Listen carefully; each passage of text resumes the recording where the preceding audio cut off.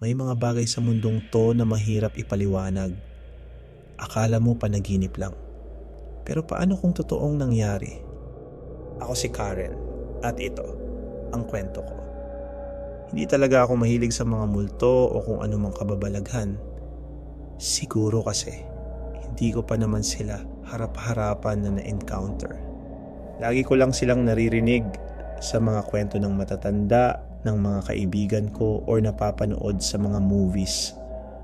Sa isip ko, gawa-gawa lang ang mga yan. Hanggang sa isang gabi, napatunayan kong mali ako. Maaga akong natutong maging independent. Agad akong humiwalay sa pamilya ko dahil kaya ko ng tustusan ang sarili ko at may maayos akong trabaho.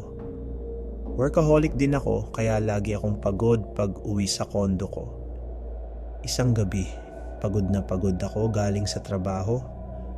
Pagkadating ko sa kondo, hindi na ako nagabala pang kumain o maligo.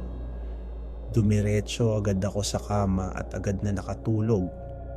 Sa kalagitnaan ng mahimbing kong pagtulog, may narinig akong mahinang tawa. Parang may bumubungis-ngis. Boses babae. Napadilat ako bigla. Ako lang mag-isa sa kondo, kaya imposibleng may ibang tao dito. Sinubukan kong kumalma.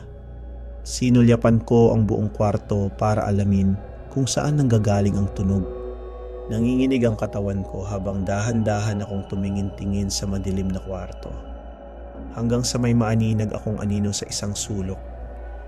Hindi ko makita ng malinaw dahil malayo ito at mahina lang ang ilaw mula sa nightlight ko.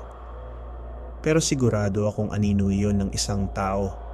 Bago tayo magpatuloy sa kwento, kung ayaw mong may humila sa paa mo mamayang gabi, i-like mo muna ang video na to at mag-subscribe sa YouTube channel ko. Nagsimula akong pawisan kahit malamig ang kwarto. Hindi ko alam ang gagawin at ang lamig-lamig ng mga kamay ko. Tinitigan ko siya habang palakas ng palakas ang tawa niya hanggang sa maging halakhak ito. Kitang-kita ko na gumagalaw ang balikat niya habang tumatawa siya kahit malabo ang anyo niya. Napaluha ako sa sobrang takot. Gusto kong tumakbo pero nanigas ang katawan ko. Ang daming pumapasok sa isip ko. Hanggang sa napansin kong mas lumakas pa ang halakhak niya. At dahan-dahan siyang lumalapit sa akin. Mas lumilinaw ang itsura niya sa bawat hakbang. Nang tuluyan ko siyang makita, agad kong ipinikit ang mga mata ko. Pero huli na, naaninag ko na siya ng buo. Para siyang nilublob sa puting pintura. Kulay tsyok ang balat niya. Basa at buhaghag ang buhok, halos matakpan ang buong mukha niya. Pero ang pinakanakakatakot, yung sobrang lapad ng ngiti niya, halos umabot sa magkabilang tenga. Nanlilisik ang mga mata niya at gumagalaw sa iba't ibang direksyon na parang hindi mapakali. Kasabay ng paggalaw ng kanyang mga mata, pumipitik din ang ulo niya. Tawa siya ng tawa, humahalakhak na para bang isang baliw. Sa mga oras na yun, hindi ko alam kung nananaginip lang ba ako o totoo ito. Nagdasal ako ng paulit-ulit. Our Father, Hail Mary, kahit anong dasal na maalala ko. Pilit kong nilalabanan ng takot hanggang sa biglang tumigil ang pagtawa niya. Akala ko tapos na. Akala ko wala na siya. Dahan-dahan akong dumilat. Pinagmasdan ko ang paligid. Nang tingnan ko ang paanan ng kama, nandoon siya. Mas malapit at nakasampa na sa paanan ng kama ko. Nanlamig ako. Hindi ko maigalaw ang katawan ko. Bigla siyang tumawa uli. Mas malakas. Mas baliw. Sa sobrang lakas. Parang umaalingaw-ngaw ito sa buong condo unit ko. Napapikit ulit ako sa takot. Nanginginig at umiiyak. Hanggang sa nakaramdam ako ng mabigat sa kama ko. May lumulubog sa paanan ng kama. Parang may gumapang papunta sa akin. Hindi ko na alam ang gagawin ko. Nanginginig na ako sa sobrang takot. Mga ilang sandali lang, may naramdaman akong malagkit at basa sa mukha ko. Yung buhok niya, dahan-dahan akong dumilat at bumungad ang mukha niya. Nakalutang siya sa ibabaw ko at ilang pulgada lang ang layo sa mukha ko. Kitang-kita ko ang malapad niyang ngiti. ang gumagalaw niyang mga mata at ang ulo niyang pumipitik-pitik habang walang tigil sa pagtawa. Doon na ako napasigaw ng ubod sa lakas. Biglang nagdilim ang paningin ko. Hindi ko alam kung hinimatay ako o kung ano ang nangyari.